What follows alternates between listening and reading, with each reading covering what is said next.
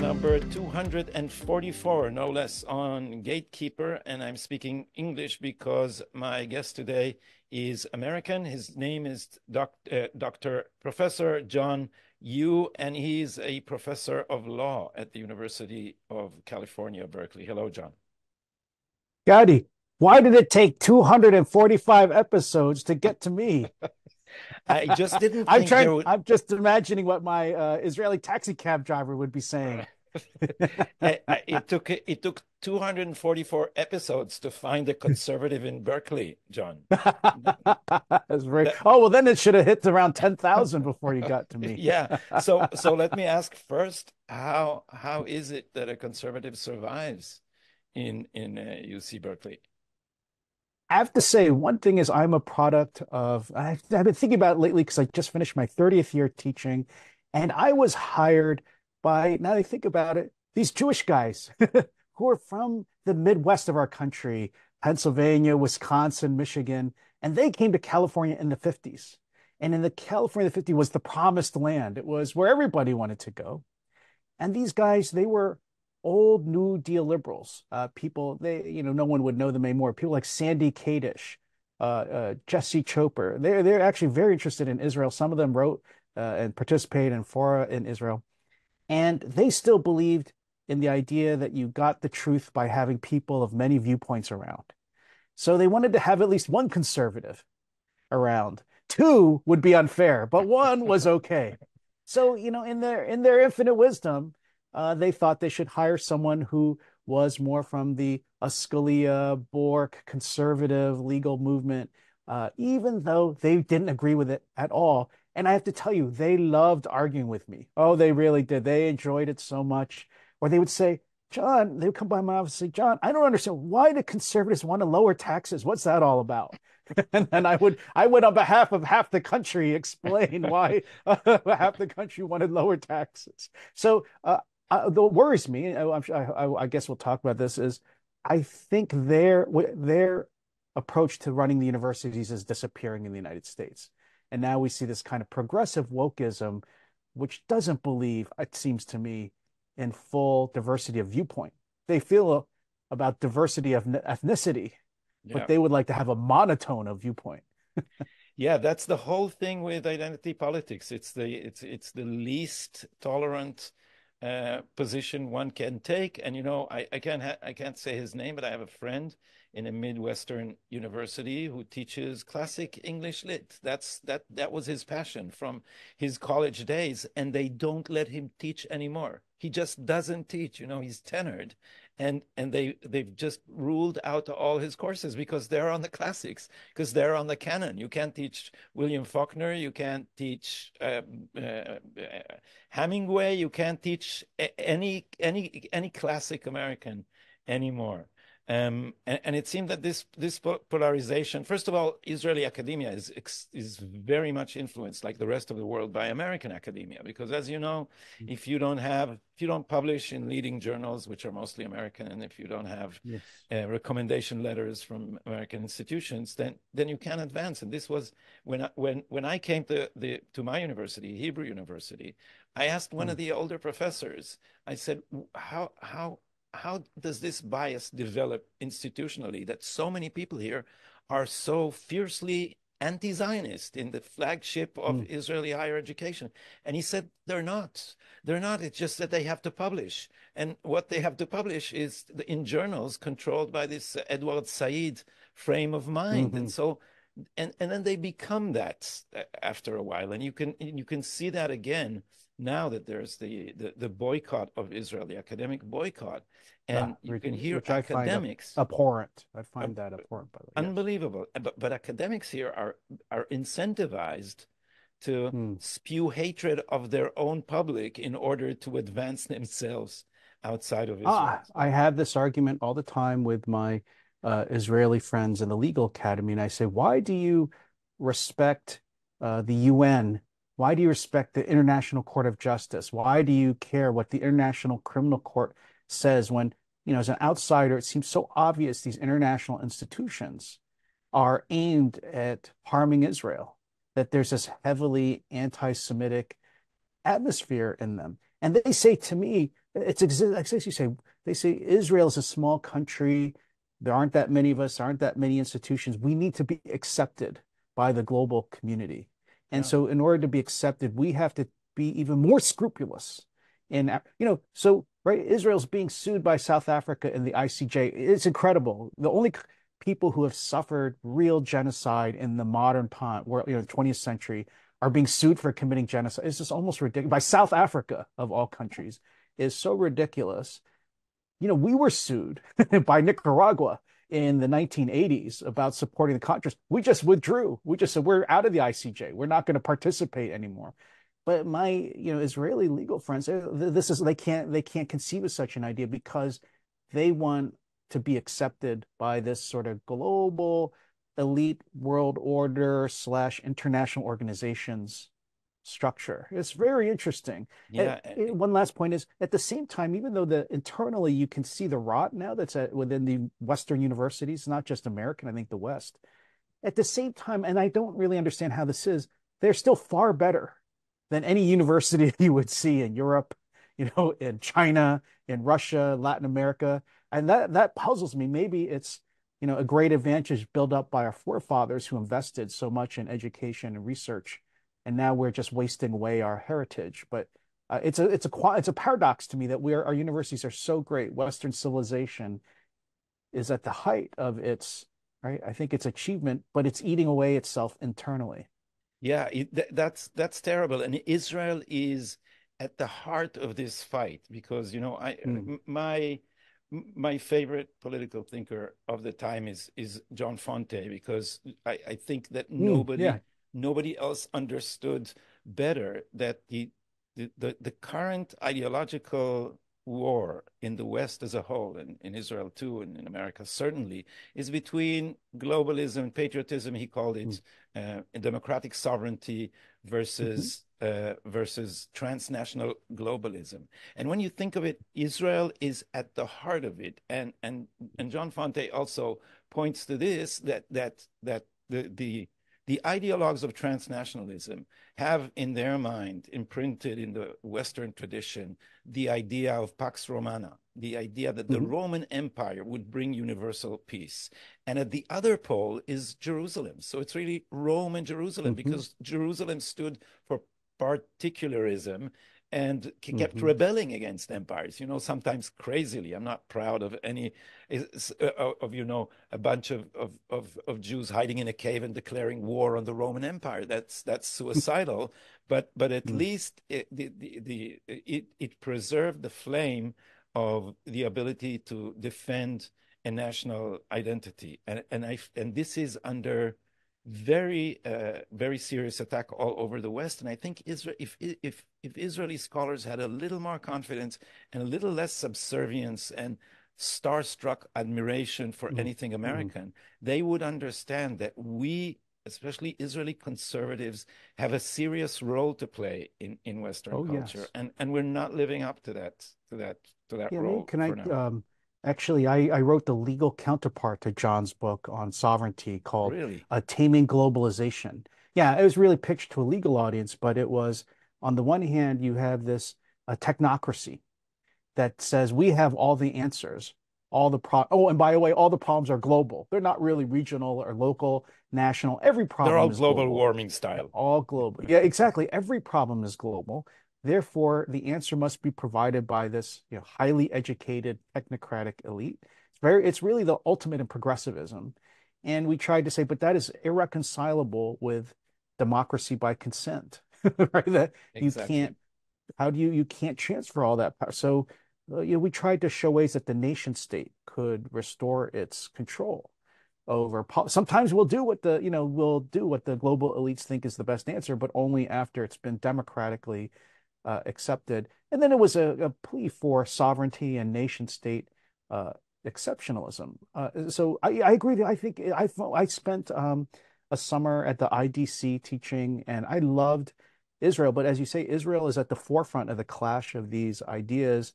And to me, Israel is like a crucible It's like it's where the ideas are sharpest. They come into it's not just because Israelis like to argue. It's because I have to tell you the teaching experience was wonderful, by the way. I've never had a class where I would say something and then the students would interrupt me and then they would start arguing with each other and I was almost like a spectator. It was the best. But Israel's like a crucible of nations of the virtues, I think, of the nation state. Where else could you had an Israel nation state against these weird Arab socialist and then Islamist country driven by these pan-Arab ideologies. And to me, Israel always shows why the nation state is the most effective unit. Why the most effective way for people to organize themselves. You have this tiny country that has, to me now, is the most powerful country in the Middle East, not because it wants to conquer, just because it wants to be safe and secure and live on its own.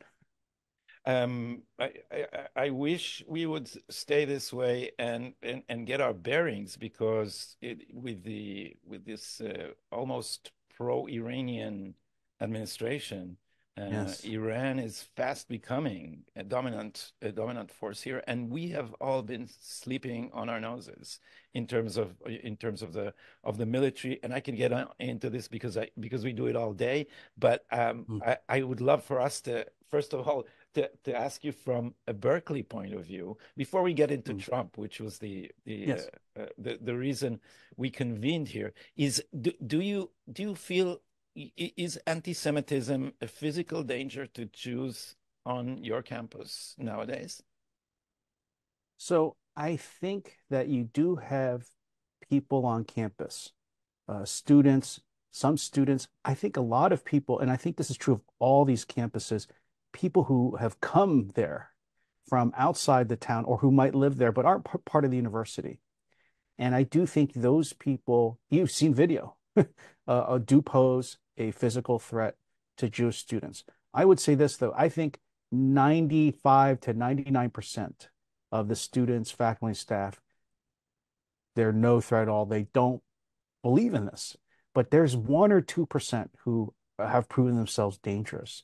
And so universities, I'm afraid, have to take a stronger hand in protecting Jewish students. I can't believe I have to say that in the United States of Yeah. 2024, that authorities have to protect Jewish students, that we would have learned the lessons, but we did not. And I find contemptible how slow some of our university leaders have been, in properly protecting them. I'm afraid, it takes political pressure. I'm afraid, what you saw in Congress with the presidents of Harvard and Penn had to resign, what you've seen with political pressure, lawsuits even.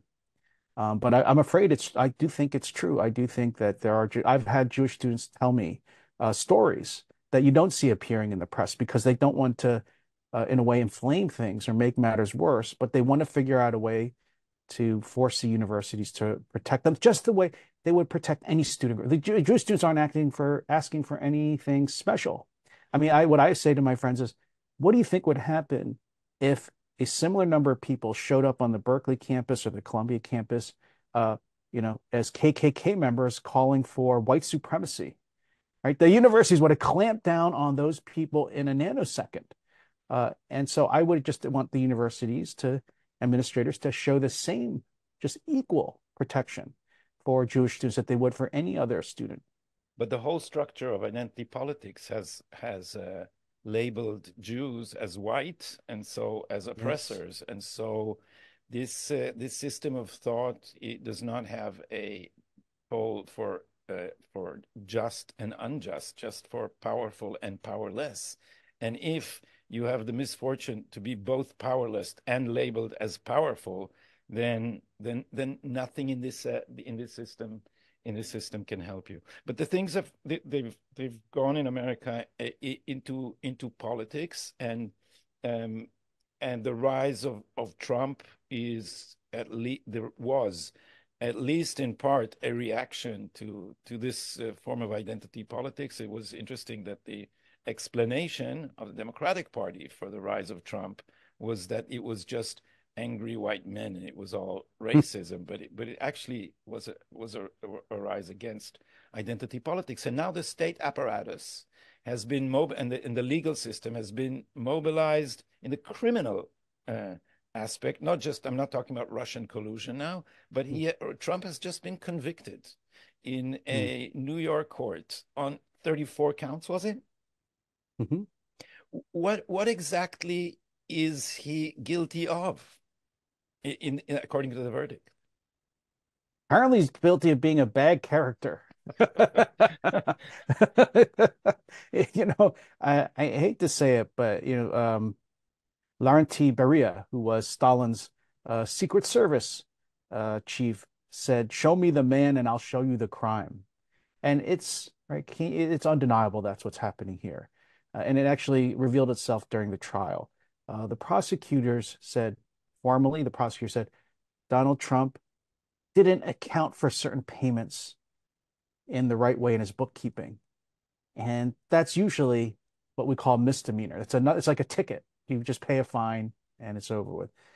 But in order to claim it's a felony, which means jail time, serious jail time, and a jury trial, and the whole, the scene you saw on television, they had to say the misdemeanor was a cover-up for something greater, some greater crime. The prosecution never said what that greater crime was. They would say things like, "Oh, this was done to change the outcome of the election." Right? That's not a crime, right? Actually, in fact, right? Think about all the stories people make up or don't make up or try to suppress and get out there in a campaign. If that's a crime, then those 51 intelligence officers who said Hunter Biden's laptop was Russian disinformation, they all committed a crime too, right? So they had a real problem. So at trial, if you watched it day to day as I was, what the prosecution really did was, since they couldn't really explain the crime, they just dragged Trump through the mud. And this is unfortunately something I find bad prosecutors will do, is they will say, "We'll just show you what a bad person this guy is. You've got to convict him of something, you, the jury." Right? And that's what they did. They made Trump, and Trump's not a great character. You wouldn't want him to marry into your family, right? You wouldn't want him to be your brother-in-law or son-in-law, but that's not illegal to be a bad person, right? What was the actual crime? So so you put your finger at Gotti. What actually did he do that violated the law? The second thing I would say is, if the real greater crime was changing the outcome of the election, which only on the last day of the trial, actually, the prosecutors said he might have violated federal election law. It's as if Trump made an illegal campaign contribution to himself with these payoffs. I mean, the logic of it just makes no sense.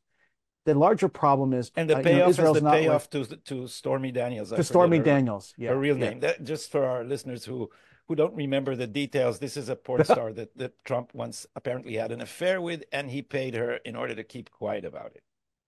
Yeah, hundreds. And you had this lawyer, Michael Cohen, who paid her $170,000.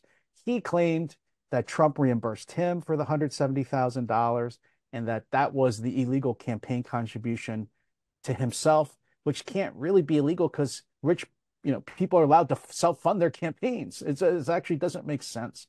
So what happened then was, I mean, if that really was the larger crime, Israel, most other countries don't copy the American system of federalism, where we actually have these autonomous states and we have the federal government, and there's a division of responsibility. In our system, only the federal government is allowed to prosecute. Only Washington, D.C. can prosecute violations of federal election law. And so the deeper problem is that you have this DA who's elected, right, just in this little city. It's a big city, but it's just a city, prosecuting a federal candidate for president because he violated federal election law, which the federal government investigated and decided not to prosecute.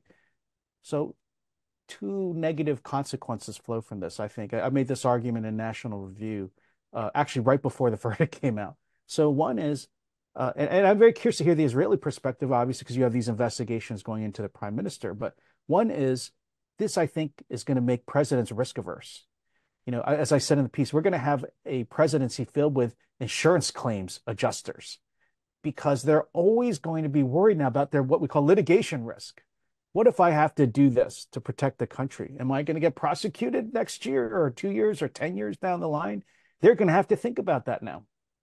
And then Second problem. So I mean, that's incredible to think that your executive branch here or is other countries, you have to worry now about the person who's present, their personal vulnerability to being prosecuted someday in the future based on decisions they have to make right now for the best interests of the country.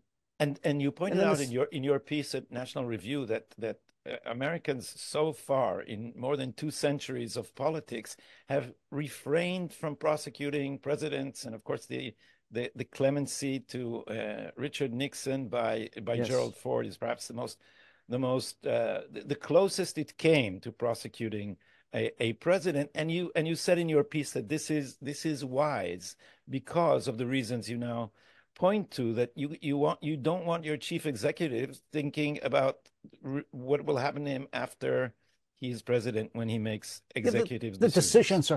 decisions are hard enough. You know, if Yeah. President Obama, for example, is deciding to use a drone to strike right a car, and this is a real case, a car with terrorist leaders in the car, and there's an American in the car. Should he be worried about being prosecuted for murder someday because some prosecutor in some city, some town in the 2,500 counties where we have elected DAs thinks, oh, I don't agree with Obama. I don't think that was the right thing to do.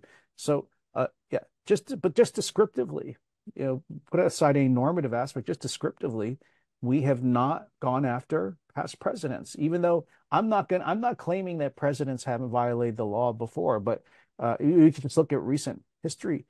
Bill Clinton committed perjury, right, during the whole independent counsel invest. In fact, his lawyer said, oh, if he committed perjury, just prosecute him afterwards, after he's president, but don't impeach him. But George W. Bush, you know, the administration I served in, decided we're just going to let Bill Clinton go. We're not going to prosecute him for perjury, right? People wanted to prosecute George Bush for invading Iraq or the war on terrorism. Obama let drop. People wanted to prosecute Obama for drone strikes. They let that drop. Even Donald Trump, you know, this is the thing. People think Donald Trump's a terrible guy. But Donald Trump, who campaigned on the campaign platform of lock Hillary up, all right? Hillary could easily have been prosecuted for all these things Donald Trump's being investigated for in Florida about mishandling classified information. She took thousands of classified emails and routed them into her home computer, Yeah, which and that was easily not could have been just hacked. and that was not just negligence as they It portray. was It intentional. was Yeah. not just they stripped some document off the classifying signs on them, and there's serious doubt about the motivation, because as we know, Hillary Clinton was a senator and then a secretary of state, while foreign leaders and big shots all around the world were contributing to the Clinton Foundation. So Oh, there yeah. might And have been so, some motive there. yes, yes. And look, the people wanted to investigate her. I remember at the time, people at the Justice Department said, why are we not investigating the Clinton Foundation? Why are we not going after Hillary Clinton for this, you know, as you said, intentional, deliberate taking of thousands of classified documents out of the government for home personal use? Nobody, again, people thought it was best. And this is the other thing. People think it's best that presidencies, administrations after elections not be about relitigating the past, because it's tough enough, right, to come up with the policies to make sure our future is better. So I think presidents of both parties and our system, thousands of prosecutors over the decades, thought the best thing to do was let it go. I'm not saying legally you couldn't do it, but this is a matter of statesmanship and prudence, not legal authority. One last point about this. Um, you could say maybe that judgment leadership is gone.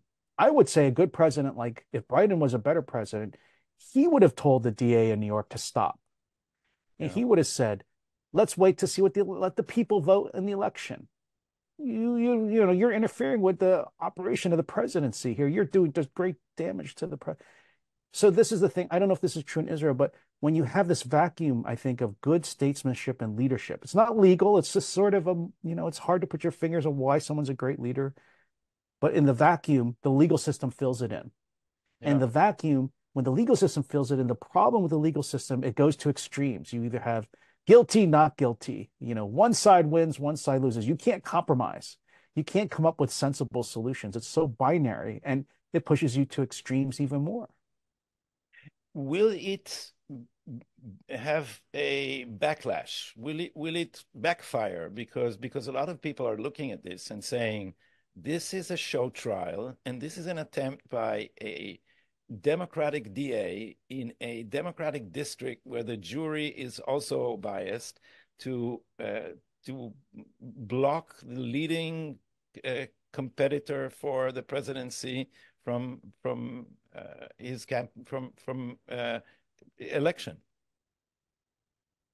Unfortunately, I discussed this in the piece. Unfortunately, I think the only way it will stop is if some Democrats get prosecuted too, because if you think about it as a matter of strategy or escalation, right? This is actually the theories about litigation we study in the United States actually derive from the work of people who study conflict. It's very similar, nuclear conflict strategy in particular. And so if one side keeps escalating, and this is a major escalation, as you point out, first time in 200 years, cross this Rubicon of prosecuting presidents. If the other side doesn't do anything, then the Democrats just going to keep doing it over and over again. And to me, it seems like the only way that it will stop is if, unfortunately, some DA prosecutes Joe Biden or some DA prosecutes Hillary Clinton, and both sides realize we can't destroy this system just in pursuit of our narrow advantage. The system actually worked better. There was an equilibrium when we both showed self-restraint. Unfortunately, that is deterrence. Unfortunately, you have to return some measured, and sometimes the other side has to do it worse. So one example, it's a minor example, but it really shows, because none of this is governed by the law or courts, actually, is when you choose to use these great powers of prosecution, is once upon a time, we used to have filibusters in the Senate, they're called, the ability of a minority to stop a vote on judges, confirming judges. And the Democrats under Obama really wanted to fill the lower courts. So they said, we're getting rid of the filibuster. We're going to allow just majority rules when it comes to confirming lower court judges. And so, Republicans said that's a break in 200 years of tradition. You shouldn't do that. Democrats did it anyway because they really wanted to win. So when Trump got into office, Republicans said, okay, well, now we're getting rid of the filibuster for Supreme Court justices too. We're escalating a little more. And now we're going to get 3 justices on the Supreme Court in 4 years and change the entire direction of American jurisprudence. And I think that produced, right, a necessary equilibrium, but that's what you have to do. I'm afraid, when both sides are, doing things that are new and unprecedented, the only way to put a stop to it, I think, is for some Republican DAs to prosecute Hunter Biden, prosecute Joe Biden, prosecute Hillary Clinton. Then I think both sides will stop. Couldn't it be that the opposite will occur, that escalation will just go out of control? Dr. Strangelove, Yes. Doomsday Machine? Yes, I think that's also possible. It's always, this is, in fact, the people who study this say the possibility of that is actually what draws people back to their senses.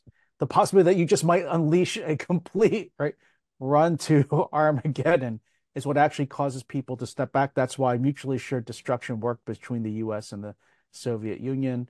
Right, you might remember the 73 war in Israel. The United States actually increased its nuclear alert to get the Russians to stop pouring in weapons to Egypt. And it worked because the Russians saw, oh my God, Nixon's a crazy man. Kissinger's crazy. They might actually, let the whole thing, unleash the whole escalation. Actually, Kissinger I think did it on his own accord without waking up Nixon that night. Oh, I didn't know that. Really? Yeah. According to his memoirs. He should have done that, but that sounds like Kissinger. It does. Sometimes I think Kissinger didn't understand the chain of command in the federal government between president and secretary of state, national security advisor. And not for the first time. Not for the first time. Or the last time. Yeah. But I think you're right. That's always something you want to worry about, is that do you get into a spiral where our politics goes completely right off the rails and there's no restraint from either side. That's happened from time to time in American politics, and this goes, I think, to some things we were talking about earlier. Sometimes the norms of the community and the nation bring us back to our senses of politicians understand you can't have a, winner takes all, any means necessary wins. Although they are teaching that in our universities these days. What do you think of Trump's chances? We in the Middle East are really worried because we feel, at least those of us who are on my side of the divide, which in Israel is the clear majority, is very much afraid of another Biden presidency, because the policy so far in the Middle East has been the appeasement of Iran, and that lit the area on fire. That just strengthened all its proxies and its own boldness, and it's going to go nuclear. So these elections are really crucial for us.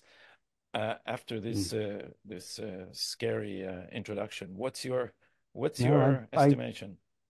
I mean, that, and Israel's not unique in that regard. I mean, if you're Taiwan, Korea, Japan, Europe, just a short point is what you're seeing is not necessarily Biden wants it that way.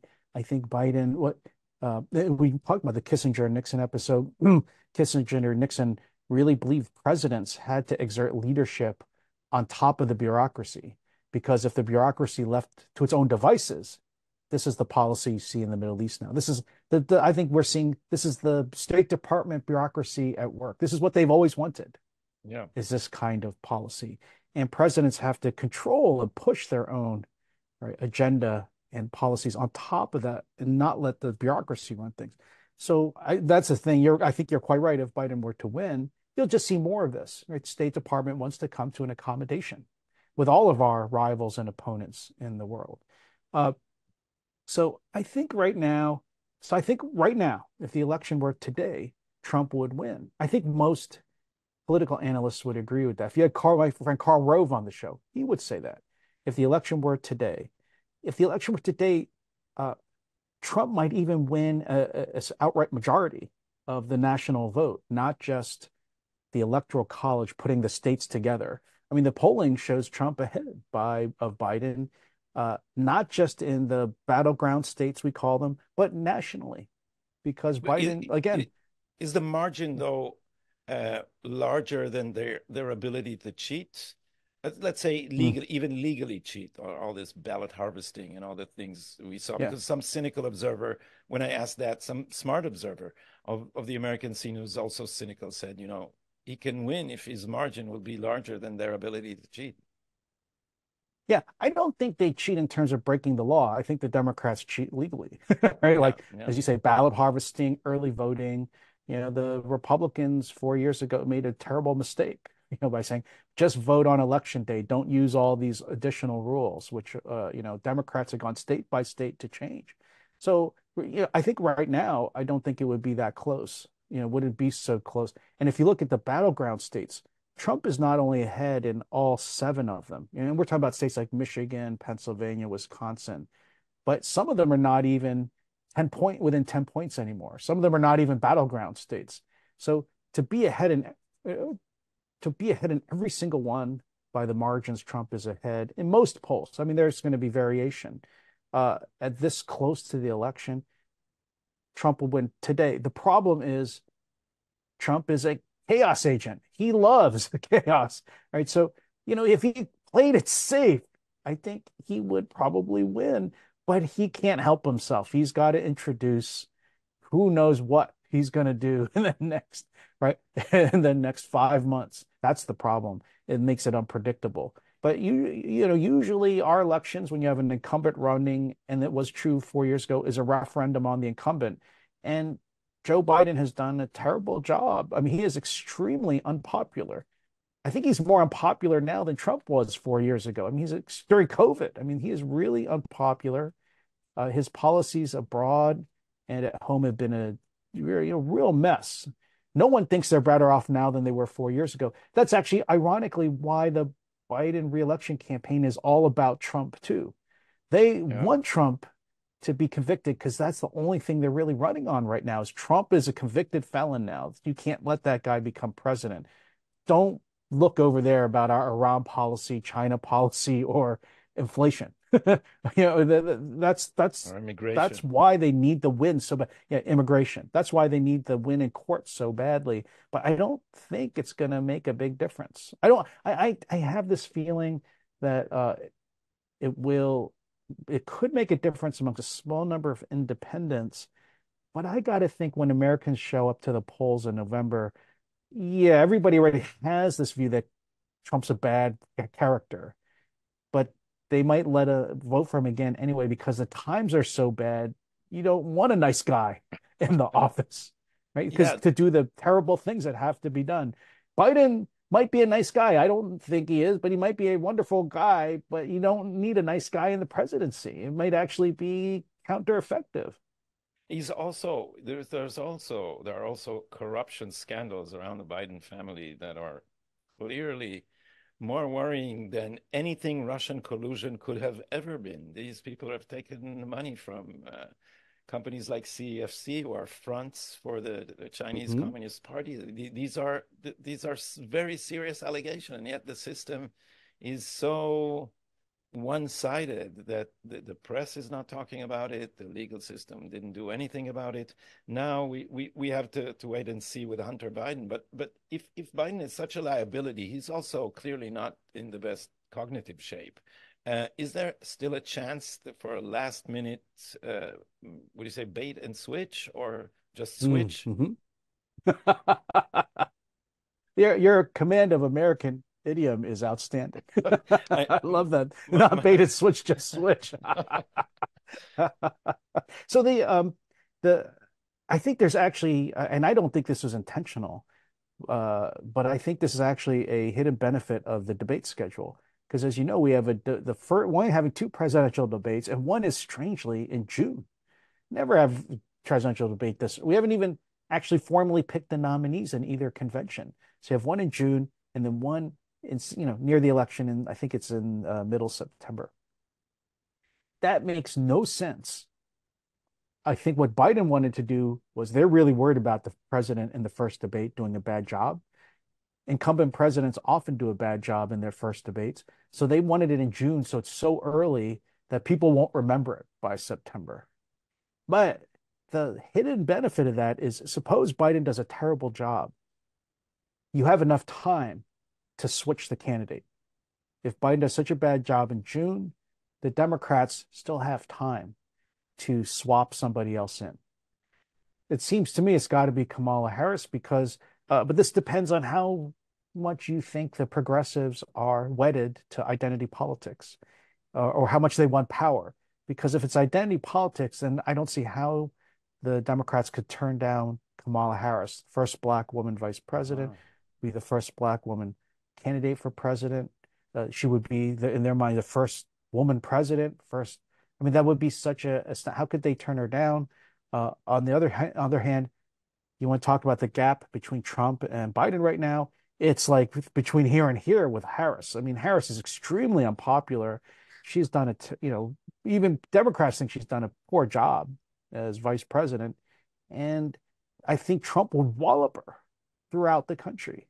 So if you're a Democrat and you're seeing this, this train coming down the tracks at you, what you would want to do is swap Biden out and put in one of the popular, more moderate centrist governors, like my home state, like Josh Shapiro from Pennsylvania, I think has done a great job as a moderate Democrat. Or there's another Gretchen Whitmer in Michigan. There's a fellow, Jared Polis, in Colorado, who would be the first gay president. I mean, you've got a lot of potential Democratic, really solid candidates, but they would probably win. If Trump, think this way, if Trump and Biden are this close, and as you say, Biden's policies are terrible, Biden's cognitively, you can tell he's cognitively not all there.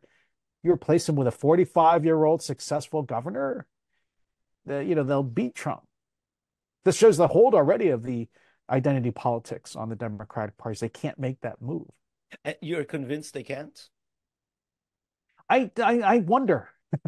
I wonder, the history of the Democratic Party has been that they have made the necessary changes because they want to win elections. I always found it, Democrats think this of themselves. I don't think it's true. It's usually Republicans who like to die on their sword for some principle. But I've always found, Democrats made a lot of changes in order to win elections in the past. I would think they would today, but they are so intellectually wedded to identity politics now. I don't think they could deny the nomination to Kamala Harris if Joe Biden shows himself in June, later this month, to not be capable of, running running for candidate and operating the presidency. But I've been wrong before about my Democratic friends. And I'm sure I will be again. But being in Berkeley, this goes to your first question. But being in Berkeley, one advantage of it is I'm surrounded by communists and Marxists and progressives, and I get to hear all the things they think, and things they just think are common assumptions, and they think Kamala Harris is wonderful. Oh, they do. They do. Oh, they love her. They think she's fabulous. They really do. It's even though you can tell the majority of the American people really dislike her.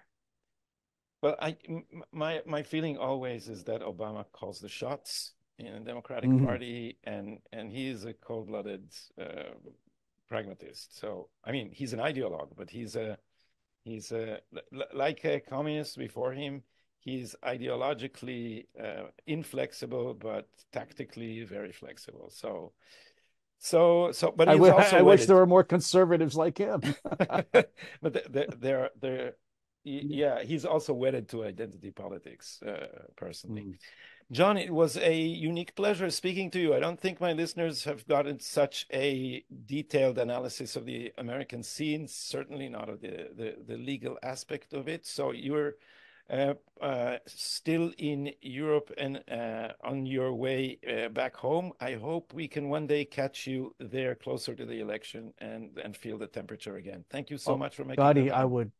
I would really love to come back. I really enjoyed talking with you. I love Israel. Let me also say to your listeners, I hope they don't think what they see on American campuses represents how the American people feel about Israel. There's a tiny, tiny minority of Americans. And you see the polls, 3/4 of Americans support Israel in getting the job done in in Gaza. And I spent the summer in Israel. I came back with newfound respect for Israel, as we discussed, and I think many Americans feel that way. So I hope they realize Americans love Israel, love our friends. It's the leadership of that country, I think, that's making the mistakes right now. Yeah, I think we can understand it because we have the same problems with our own elites, which we often feel don't like us either. It's exactly the same phenomenon with elites in America. Thank you so much, John, for making the time to speak with us. Thank you.